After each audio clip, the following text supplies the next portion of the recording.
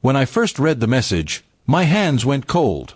I'm taking the kids to my parents and asking for full custody. I stared at those words on my phone screen for a long time, wondering if this was real or some cruel prank. We had arguments, sure, but never once did I think she'd take it this far. My wife, Hannah, was always calm and composed, the type who avoided conflict. But now she was declaring war in a single text. That morning had started like any other. I left early for work after a brief, tense conversation about bills and schedules.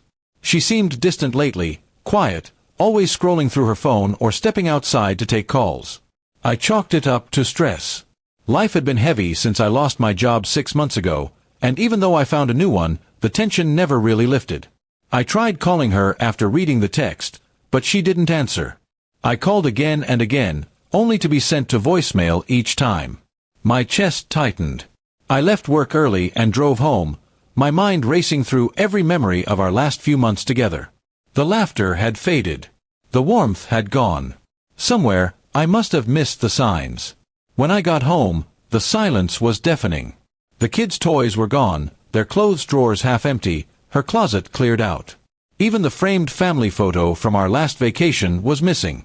It was like she had carefully erased herself and the kids from the house in a matter of hours. I sat on the couch, the weight of it all pressing down.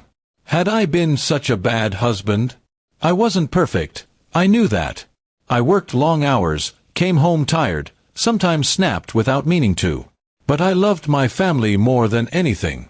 Losing them this way felt like the ground had given way beneath me. That night, her brother called. He said Hannah was safe, that she just needed time and space. I wanted to ask why she had to take the kids, why she had to talk about custody as if I were some stranger. But I held back, trying to sound calm, hoping reason could still win. He hung up before I could say much. The following week, I received official papers. Custody petition. Her lawyer claimed I was emotionally neglectful, unstable, and unfit to care for our children. My knees nearly buckled reading it. I couldn't believe the woman I once held through every hardship was now painting me as a danger. I hired a lawyer too. She told me it would be tough, that family courts often favor the mother. But she also said the truth had a way of surfacing. I clung to that. I started gathering everything, texts, photos, records of my involvement in the kids' lives. I wasn't going to lose them without a fight. Weeks passed. I barely slept. My house felt like a museum of memories. Every corner reminded me of laughter that no longer existed there. Yet, in that silence, I began to reflect. Maybe Hannah hadn't just left overnight. Maybe she had been slipping away for a long time, while I was too caught up trying to keep us financially afloat. The first hearing was tense. Hannah wouldn't even look at me. Her parents sat beside her, glaring as if I was some villain. I wanted to shout that they were wrong, that I was still the same man who had built a life with her. But instead, I kept calm and let my lawyer speak. During cross-examination, Hannah's own statements began to unravel. Her claims of me being absent didn't match with school records showing I attended every parent meeting. Her accusations of anger issues fell flat when witnesses, our neighbors and even her own cousin, described me as patient and gentle. After the hearing, I found Hannah outside, wiping tears from her eyes. For the first time in months, she looked unsure.